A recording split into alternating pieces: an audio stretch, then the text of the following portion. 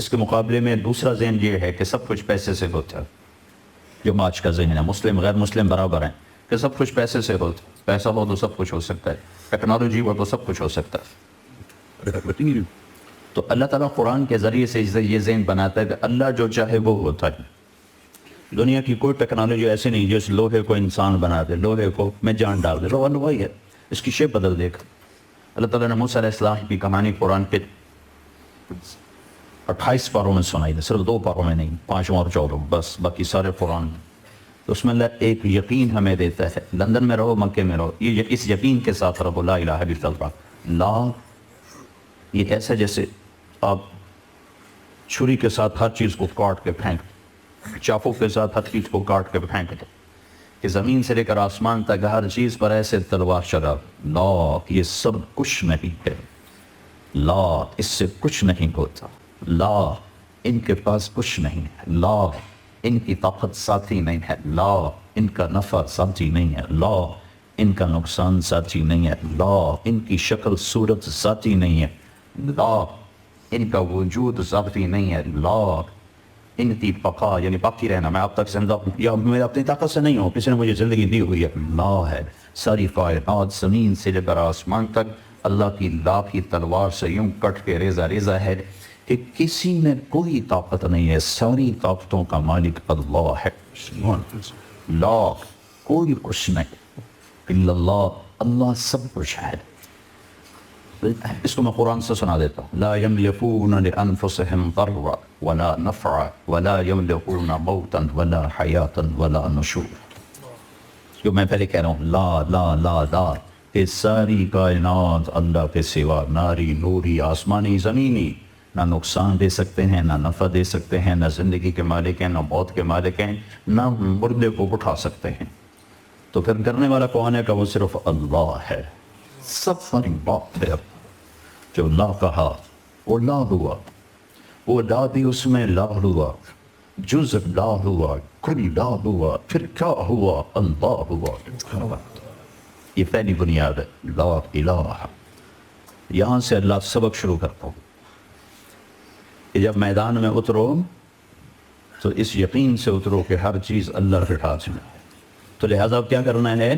وہ کرنا ہے جو اللہ چاہتا ہے۔ یہ چیز اللہ نبیوں کو تو دکھا دیتا ہے، ہمیں سمجھائی ہے، نبیوں کو دکھایا، ہمیں سمجھایا۔ موسیٰ علیہ السلام 10 سال سے ڈنڈا لے کے کرتے تھے، بکریاں چاٹتے تھے، وہ ایسا تھا ایسا، یعنی اوپر جا کر ایسے اس کے 2 ڈنڈے تھے، تو موسیٰ علیہ السلام یہاں ایسے ٹیک لگا لیتے تھے اور یوں کھڑے کھڑے سو بھی جاتے تھے۔ تو وہ 10 سال سے اس سے کام لے رہے تھے، 10 سال۔ تو اللہ تعالیٰ نے جب بات فرمائی تو کہا ما تلک بیمینک یا موسیٰ، موسیٰ یہ تیرے سیدھے ہاتھ میں کیا ہے؟ ما حاضی یا موسیٰ بھی تو لگا سکتے تھے، موسیٰ یہ کیا ہے؟ یہ نہیں کہا ما تلک، یہ جو ہے بیمینک تیرے ہاتھ میں، بات کو کھول کے بتانا چاہتے ہیں یہ کیا ہے تیرے ہاتھ میں؟ وہ کہنے کہ یا عصا، میرا ڈنڈا ہے۔ اگر ان سے بھی لمبی بات کہلوائی، اتوقع علیہا، تھک جاتا ہوں تو ٹیک لگاتا ہوں، وَحُشُّ بِعَلَىٰ غَنَمِي، جب بکریاں چلاتا ہوں تو پتے جھاڑتا ہوں، وَلِيَ فِيهَا مَآرِبُ أُخْرَىٰ، اور بہت سے کام لیتے۔ ہمارے یہاں پٹھان چادر رکھتے ہیں، اس کو وہ ٹوائلٹ بھی بنا لیتے ہیں، بستر بھی بنا لیتے ہیں، سرانہ بھی بنا لیتے ہیں، مصلی بھی بنا لیتے ہیں۔ تمہارا تو کلچر اب ہے نہیں تو تمہیں سمجھ میں نہیں آئے گا۔ انہوں نے کہا بے شمار کام لیتا ہوں۔ تو اللہ نے کہا اچھا القھا، ڈال دو ذرا، ڈال دو، فالقاها، ڈال دی۔ ابھی وہ زمین پہ پورا نہیں گرا تھا کہ فَإِذَا هِيَ حَيَّةٌ تَسْعَىٰ، کوئی ایک اژدہا بن کے کھڑا ہو، بڑا سانپ، اژدہا بڑا سانپ۔ جو بڑا سانپ ہوتا ہے وہ تیز نہیں دوڑ سکتا، جو چھوٹا سانپ ہوتا ہے وہ بہت تیز ہوتا ہے، جو بڑا سانپ ہوتا ہے اس میں زہر نہیں ہوتا، جو حیہ ہوتا ہے اس میں زہر ہوتا ہے۔ تو اس سانپ میں، اس ڈنڈے میں اللہ نے 3 قسمیں پیدا کر دی، کأنہا جان، بہت تیز رفتار، حیۃ زہریلا، ثعبان مبین، بہت بڑا لمبا، جیسے وہ افریقہ کے کئی میٹر کے سانپ ہوتے ہیں وہ۔ تو موسیٰ علیہ السلام حیران پریشان، تو اس نے جب یوں منہ کھولا، موسیٰ علیہ السلام نے لگائی دوڑ، وَلَّا مُدْبِرًا وَلَمْ يُعَقِّبْ، بھاگے ایسا۔ اللہ بڑا ہنسا ہوگا کہ اللہ نے وہ چال بتائی، کہا میرا موسیٰ ایسے بھاگا کہ پیچھے مڑ کے ہی نہیں دیکھا. پیچھے مڑ کے پتہ کیوں نہیں دیکھا؟ کہ پیچھے مڑ کے دیکھنے سے رفتار ٹوٹ جاتے. تو ان کو ڈر تھا کہ سب لینے جائے باللہ جان بچا موسیٰ. اب یہ وہ کر رہے ہیں جو انہوں نے آنکھوں سے دیکھا ہے کہ ڈنڈے سے نفع ہوتا ہے، سام سے جان جاتی ہے. اللہ یہ سمجھانا چاہتے ہیں موسیٰ نفع نقصان کا مالک تیرا اللہ ہے.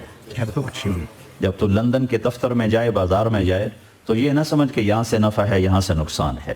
یہ لا الہ الا اللہ ہے کہ نفع بھی اللہ دیتا ہے، نقصان بھی اللہ دیتا ہے.